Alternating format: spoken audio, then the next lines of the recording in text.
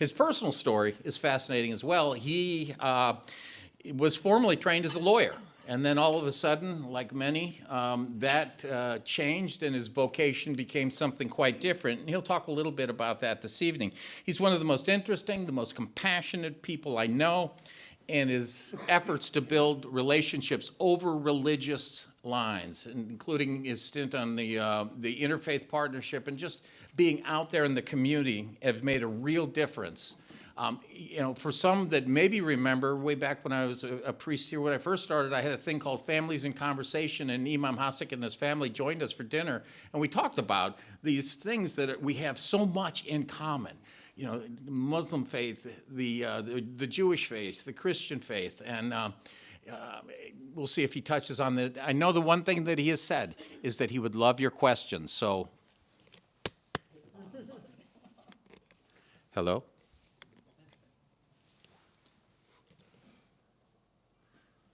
Hello?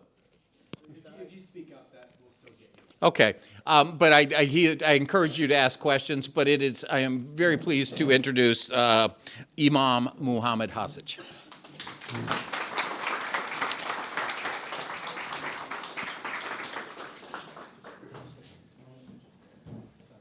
Could I have you use the other mic? Oh, sure. Thank you.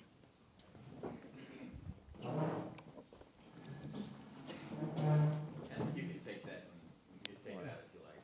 Well, okay, we'll see. Good evening. Good evening. Assalamu alaikum. Alaikum salam. This is a greeting what is mean, peace and blessings be with you all. So just like greeting is in Arabic, same as we will say like in Arabic for a God, we'll say Allah. In English, we will say God. In the Bosnian, we will say Bog. So every language has a different name, but we're talking about same things. I'm raised up in Bosnia. Bosnia, long time ago I'm born, I forget the date even. So I have a very happy childhood. Our parents never took us to practice soccer or anything else because we have they have the 8 kids. But my mom made a playground in our small farm, so we were practicing every day. But nobody gave us a ride. We would just walk out and practicing in the summer and also in the winter. And the snow, so snow will be like coming down, and we will be playing almost every single day. So in the elementary and the middle school, I was a kind of the good students. And from the family of 8, many teachers approached me and they told me, what would you like to study after this? I told them, I would like to study religion. And they told me, no, don't do that things. You will waste your life, you know this, how it's a system and everything. You are a very good student, we can fix for you. You go to study for free in the military or in the police or something like that. I told them, no, I just want to study like religion. I didn't know even why. I just didn't like it any other studying in my area, any other profession or schools. So I went from the home there and I spent 5 years. I study religion, I learned a little bit. After that, I worked 1 year as a pastor or imam. Then they telling us what you can preach and what you cannot. So I said, I don't like it to be something like that. And also they will call you for every single small things and bother you, investigate you, and so on, So I started studying the law. I like it, Islamic law, and that was the only profession what you could work with, and you do not have to be the member of Communist Party. I said, I have my freedom, I can practice, and I can practice my religion and my profession, so I can survive somehow. Then I finished the law school, I practiced a few years, and my friend in Canada asked me to come to visit him. And I said, this is an opportunity because when I get married, probably I wouldn't be able to afford it to go to Canada, to visit anybody. So let me go now as a single. I went to Canada in 1990, And in the meantime, after a short time, like war started in Bosnia. We began for the extension of my visa, what I have 3 months, and have a ticket already to go back week before. And we were so relaxed, me and a couple of colleagues. They asked me to stay with them more, like, and so on, you know. And I was liking if they reject me. Maybe 60% I would like they can reject me, and 40% maybe they accept me. And everybody there in Canada, it was a big hall, so many people waiting, and you know, everybody, it's on the nerves, what will happen. We came to the clerk, and in a couple of minutes, say, okay, 1 year, like working visa. And then war started in Bosnia, and I get stuck in Canada. I have 2 brothers, one younger, one older. They want to get married together, like, you know, all 3 of us in one day, because 5 sisters already married, younger and older. And they call me, they say, are you coming? I say, no, you just get married. I'm not coming now. So I got married in Canada. I married a wonderful woman, like from Egypt. And she is still with me here. We have 3 wonderful children and so on. When I came to Canada after the war, during the war, it was really horrible psychologically, just like you don't have the news. It wasn't social media as today. And you talk on the phone, that is every minute like $3-4, like, and so, and my family have to go up on the mountain, like, you know, to have some special, like a Jeep who will be charging them, and everybody will lining up. Okay, you have 5 minutes, you know, to talk to your families in America or Australia or anywhere else. Then in the newspaper, I wasn't good in English that time. I will take the dictionary, then I will read some like news, then I will write on top of it. So because before I finish on the end of the sentence, I will forget the beginning. So, so I will write for myself. So I will put somehow those sentences and so on, you know. After the war, I have already 1 child, and I want to go back. My wife was strongly opposing that things, and it was almost like I go by myself. And they called me from St. Louis. And they told me, why don't you come and work here for Islamic Foundation? We have thousands and thousands of Bosnians refugees. And I came to visit in Thanksgiving '96. I didn't like it at all. It was a lot of snow. It was 3 feet snow, and people used to live in houses, what I call bus houses. I later on find out it's shotgun houses, you know. So there's only entrance door, no more doors. Like you have a living room and a little kitchen, the bathroom, and little there, but there is no door, like, you know. We have a wonderful, nice apartment over there. We were happy, and so on. I go back to the Canada. I say, no, I'm not going back. That was the end of November. Month of the fasting was starting just the beginning of January. And this year is starting next week. Then they called me, they say, come and stay only 1 month. I say, okay, well, I come 1 month like to St. Louis to see what's going on. I came 1 month, actually 2 months. I stayed in a hotel. They rented a car for me and all these things. And after that, we visited one lawyer to make me the working visa. And he was talking so much left and right, and what is the price, and 6 months at least waiting for it, and so on, you know. And we get out from the office, two board members and me, and I asked him, can I make a paper for myself? They say, sure, yeah, why not? So I got to Canada, I get everything, whatever is needed, the experience and membership for some religious organization, education, and so on, you know. And I came to the custom in Canada, American custom, and I gave them paper, and they gave me like, I guess, 3 years working visa for St. Louis. And I came here in February with my visa. I came back to bring my wife and the daughter in April, and we are still here. Talking sometime we're going to retire, go somewhere else, searching around the globe, how it looks like. Kids are settling here. One is working, and one is preparing the MLE exam, and other one try to finish the college and so on. Then that is the way how I became the Imam in St. Louis.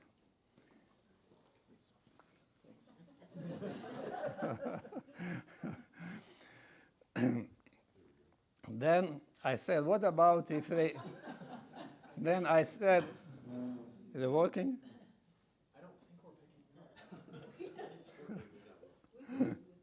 There we go. Now that one's working. I really don't have an explanation for you. Oh, There we go. something holy happening. Then after 1 year here, I told my wife, what about if they fire me? And what we are going to do, like, we got a second child also, like, I said, okay, I better go to finish LLM program 1 year in the St. Louis University at the law school. And if they want to fire me, I go for a bar exam and I be something what I used to study also before. I finished that things. I never got to the bar exam. We start a new Islamic center, whatever I am right now. And it was so busy, 24/7 basically. 24/7, I didn't know what does that mean, but my daughter used to tell me she's so busy 24/7. I said, what is 24/7? She said, when are you working day and night all the week and everything? I said, but that's me, not you.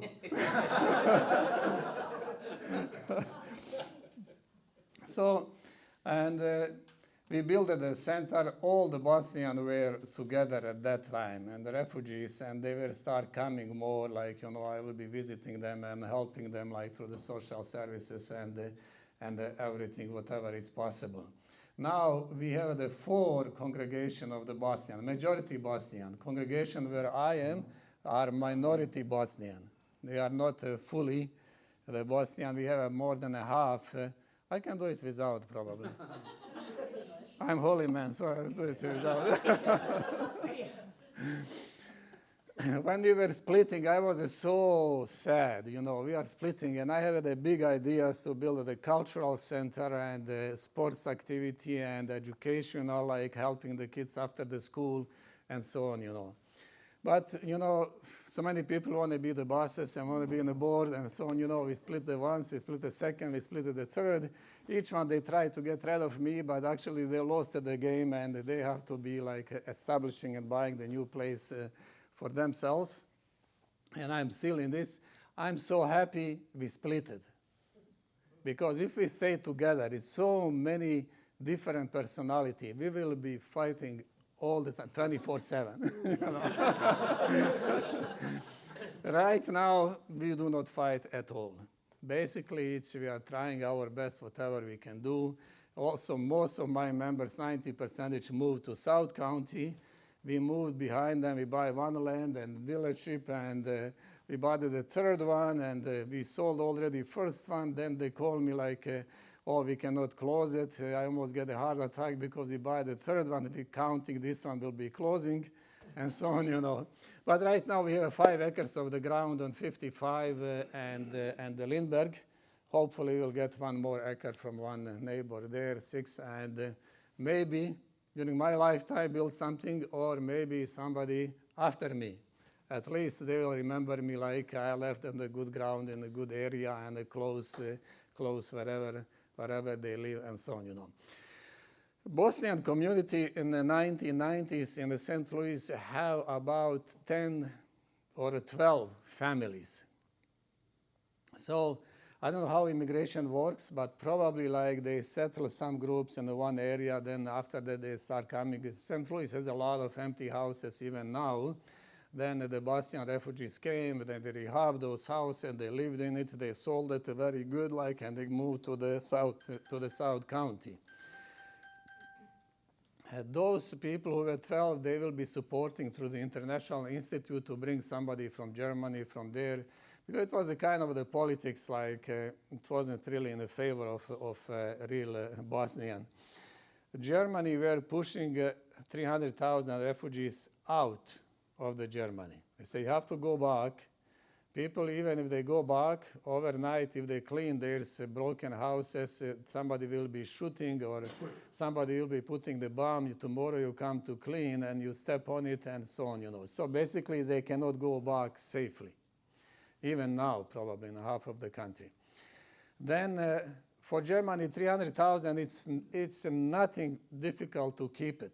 They're holding now millions of people, they're bringing it, and they're asking them, even from Bosnia, like, to come there, because there are shortage of the workers and the younger working class population and so on, But I believe so, Serbia were lobbying Germany to push us out. America, Canada, and Australia to take us. Because when you come here, forget it about your country in Europe. You will just lose completely connection with it. I have many members who never gone to visit there. And those who go, if you go with a family, you need at least 25,000 for 1 month of vacation. If you are in Germany, you sit in a car, take it €100 or $100, put it in gas, and you are in Bosnia in 6, 7, or 10 hours, depending on which part you are.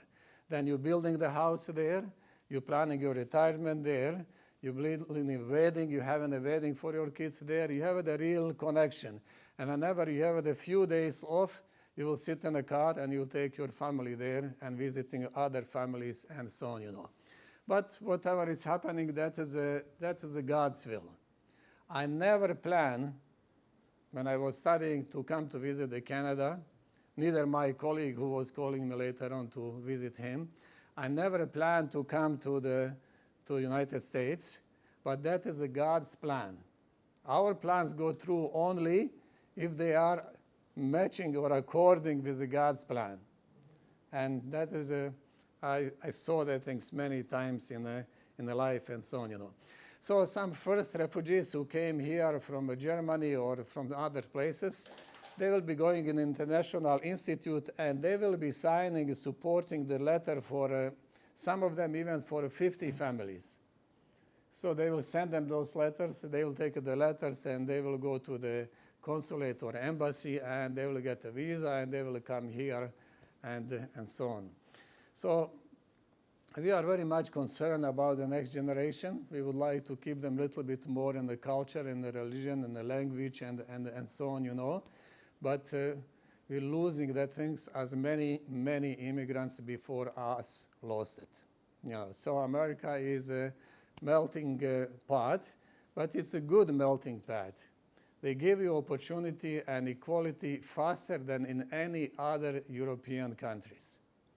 To be a real German, you need 100 years, so 4 or 5 generations. 4 or 5 generations. To be real Americans, you need a green card. And your accent could be from the south or the north or the east or the west or so on, Whenever they ask me, where are you from? I say Bosnia. They say Boston. I say Bosnia. I said Bosnia, so we will keep going. Sometime give it up. I say, okay, Boston.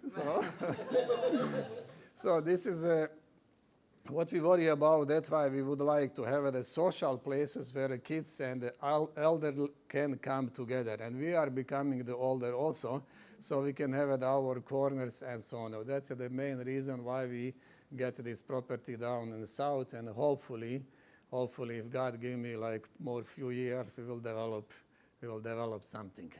And we really do appreciate the opportunity and the refuge what America gave to us. We do not agree sometimes with the politics or things there like anybody else, And but most of the Bosnian doing well, because they are family oriented and things like that. People in the beginning thought government giving the Bosnians the cars, the houses, and all these things, so that's why they are prospering and things like that. I give you just one, they give the support for 3 or 8 months. So you can get this chunk of the money for 3 months, or you want to divide it on 8 months. I all the time advise the people to take 8 months, and we will help a little bit through the social services. So go to learn the language and the culture, and so you can find it easier job and everything and going around. Some of them were listen, some didn't listen that idea. But after they finish this a few months, most of them working even after 1 week. They landed it today, next week they are already working, because some who sponsor them, they say, in my company there is a few places, few open, so you can come with me and work and so on. They will be getting the furniture from the alleys or from somewhere else today, and when husband starts working next week, he will go take the personal loan from the bank, and they will trash this furniture back in the alley, and they will go to buy the new one. They want it so fast to get back wherever they were before war. And I told them, like, slow down, life is not a race. Plus, like, there is no, like, repeating as a movie, like, we can rewind it and so on, You have only one shot, and so take it easy. Right now, we have the good numbers of the kids who finished the engineering, law. I think so. We have maybe even a dozen of the lawyers, and we have the few doctors, and we have the numbers of the businessmen who are doing very well. I'm watching it, and I'm telling them so that we have maybe 50 millionaires, even though I still talking like I'm serving the poor people. But they are not the poor anymore, most of them. I told them when you do fundraising, I said, I check out your cars outside. There's hundreds of the car. There is hundreds of the car, like, very expensive, in good condition. So you can donate a little bit for the community also. But, fundraising is the best way to do with ladies, They are so kind and soft heart, And if you give them the story, like I had a couple of weeks ago, we have something in a mosque. And after we finished, I saw like one lady was like just crying and so on, So later on she came and she told me, when you were talking, really, you touched me and I couldn't hold it. I really cried and so on, And it was we are just like still as one family. We're getting the very close, like in relationship, and asking if we have some difficulties. And the majority of the people and my members are wonderful, and those who are not my members now, they are even better. So I don't have any issue with them. I don't have my telephone. I don't know what time it is, and my watch or anything. It's a little after 7. We are the sun. So we better give it for a question. Is it 7 now? Just a little after 7 o'clock, yeah. Okay. So, when the pastor talking, like, I'm talking what I think is interesting, and sometimes you guys can start sleeping. But that's I prefer the question. So you ask me what you want to hear. Any question? And this mic should work. Go ahead. Help us get ready for Ramadan. Ramadan is a week from now. I think so next Wednesday or Thursday, I think so. And we start night before special prayers, like at night. So fasting is prescribed for any religion, like like fasting has a special like spiritual power. You will never be in a state of good understanding the life around you, like if you do not fast, because when your blood slows down a little bit, your brain works a little bit more mature, and everybody. We should not eat anything, neither drink anything. Neither come very close to our partners from the early morning, about an hour and a half before sunrise, up to the sunset. After sunset, we have the prayer and the food, and it's allowed to have fun up to the morning, but not after that. That's for a month. That's for a month. Sometimes it's 29 days, sometimes it's 30 days. I tell sometimes people, we have the months of the fasting, and we are fasting. They say, you're going to fast a month? You are not eating or anything? I said, no, only during the daytime.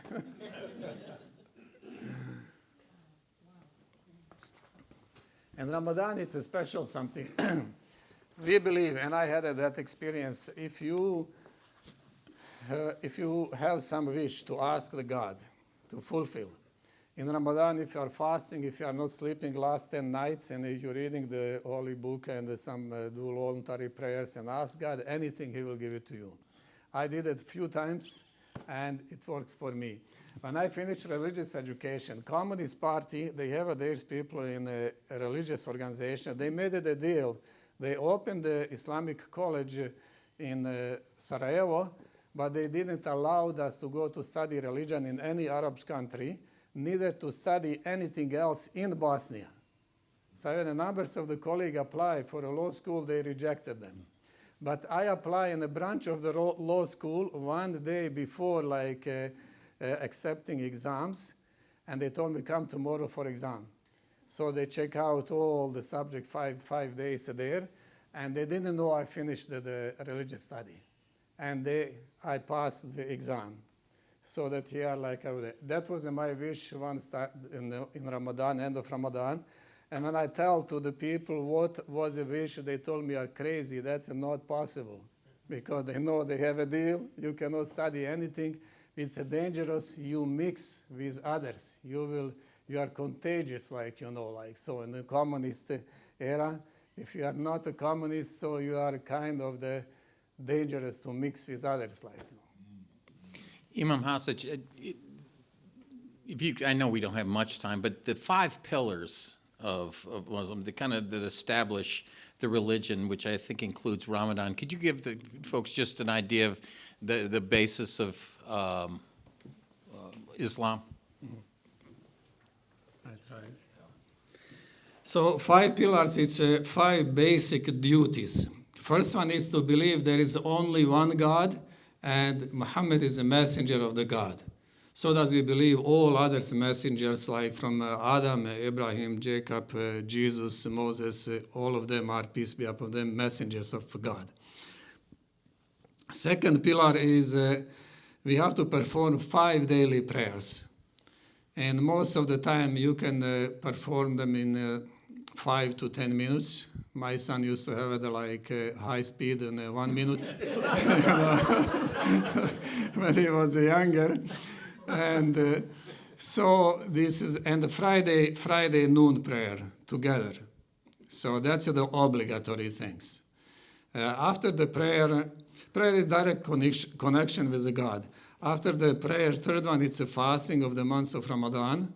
So to leave the food and all these things and do some extra prayer and so on, But also in Ramadan, it's when are you hungry whole day? You remember, you experience how it is to be hungry every day for a whole year. Then your heart will say, I have the blessings from the God. I can help a little bit those who need the help, at least with the food, with the basic essential things that just to survive. Because we know hundreds of thousands of people died from the shortage of the food or malnutrition and so on. After the fasting, there is an obligatory charity. That is a 2.5%. If you have approximately over 5,000 and you didn't touch it for 12 months. So whatever if you are over, then you're supposed to pay 2.5%. If you have 100,000, that's the 2,000 and the 500. That's the obligatory, but there is other sadaqah, voluntary charity, what you can give, but you cannot give everything you have, but you can give up to the 1/3. And if we all purify our wealth with this 2.5%, will not be the hungry people around the globe, and we could cover probably also college tuition for everybody. So, and the fifth one is last one. When are you completing your faith, your religion? It's once time in a lifetime to go to visit the holy place in Mecca, Kaaba, if you can afford it. If you cannot afford it, expenses of the trip and leave enough for your family until you come back, it is not obligatory for you. God is so merciful. He tells you have to do these things, but if you can afford it. I wish if I can get the bills for, and they say, for my car loan, okay, if you can afford it, if you cannot, that's fine.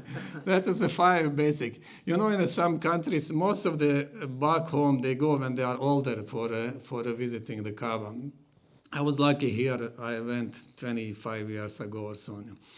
And in some countries, they go very young. I saw so young boys, like, they coming to these 5 pillars, because we're considering if you did all 5, you're completing your religion.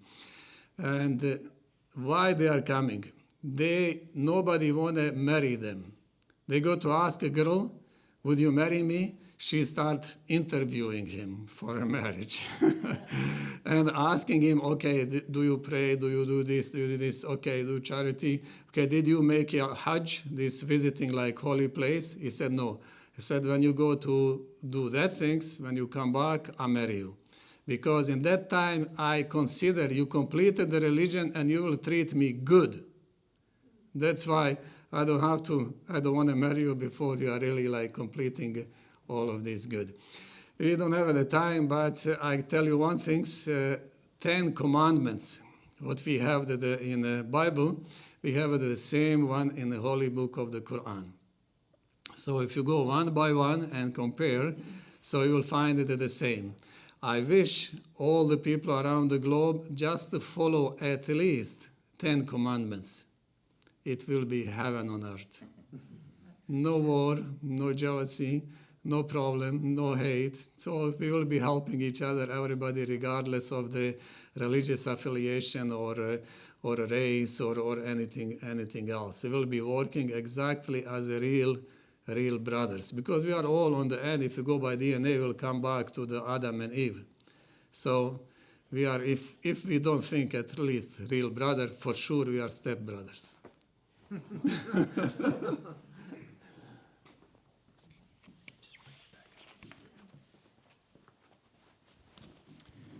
I have 2 questions, and thank you for coming tonight.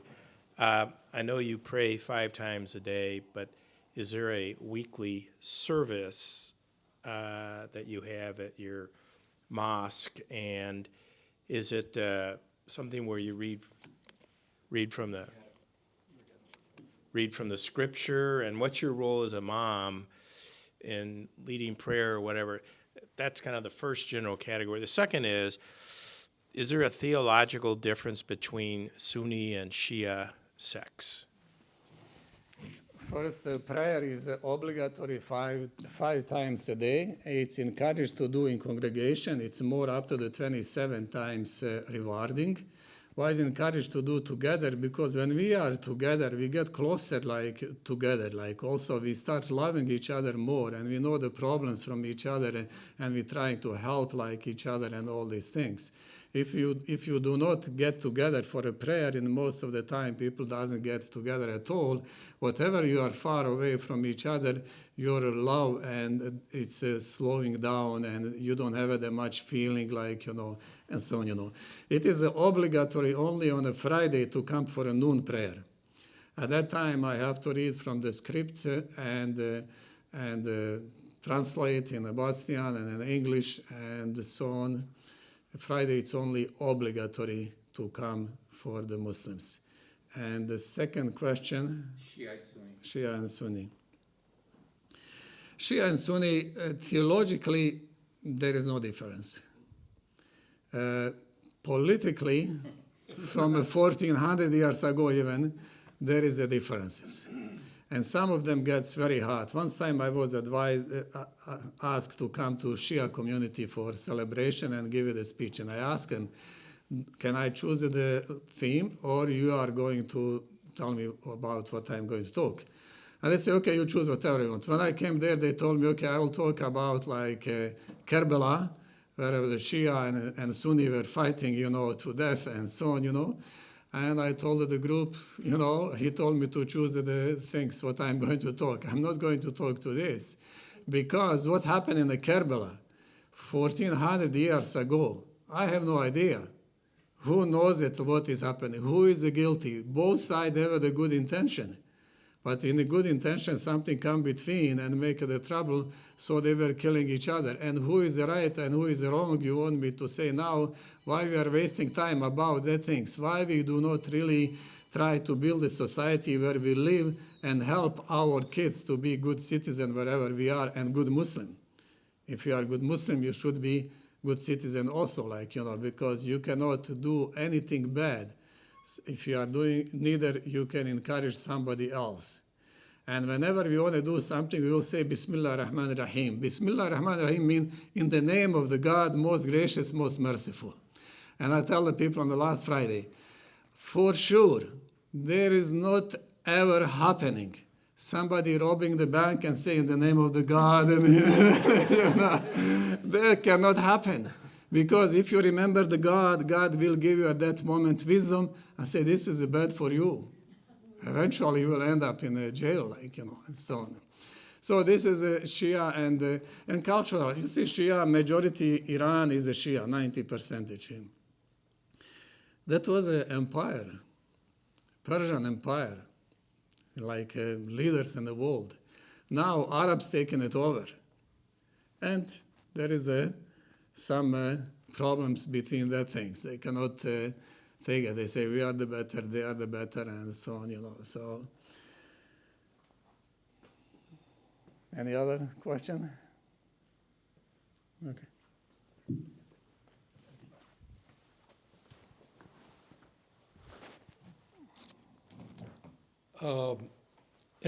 During COVID, I attended a Danforth Center on Religion and Politics, and I learned about Imam Eldon Souza. Is he one of your sister mosques in South County? He's in the South County in the other center, but actually he quit the job. He quit the job. He gone to drive the truck.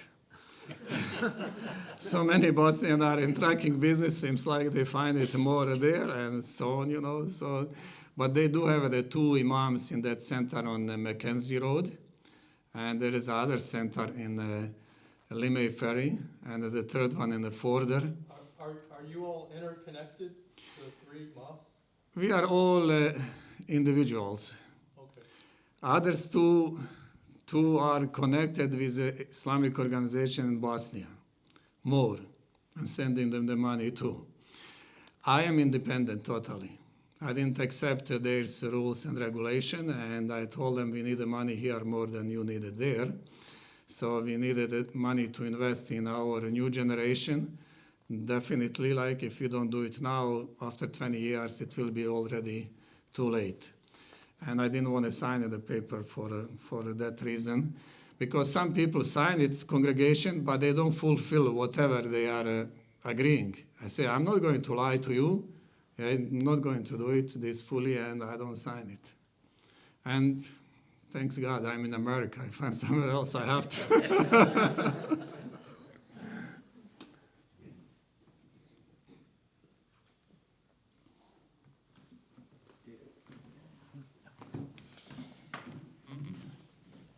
Imam Hasic, thank you so much for being here.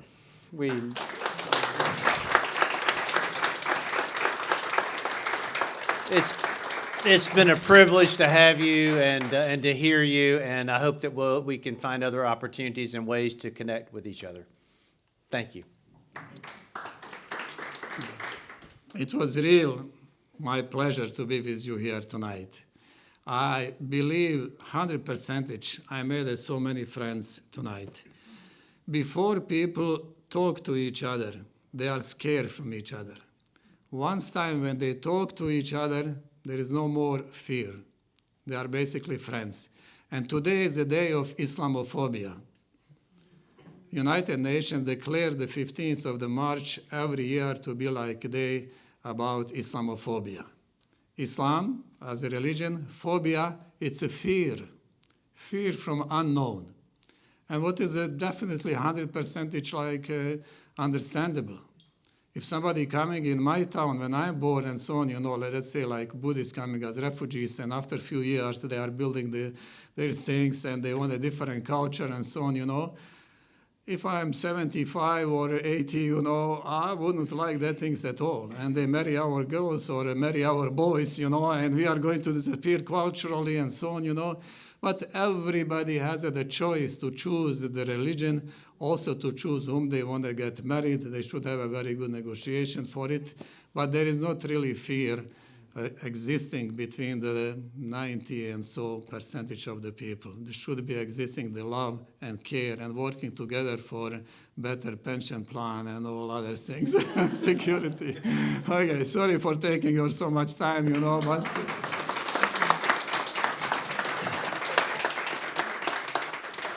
In closing, would you be willing and able to offer a prayer or a blessing for us? Thank you.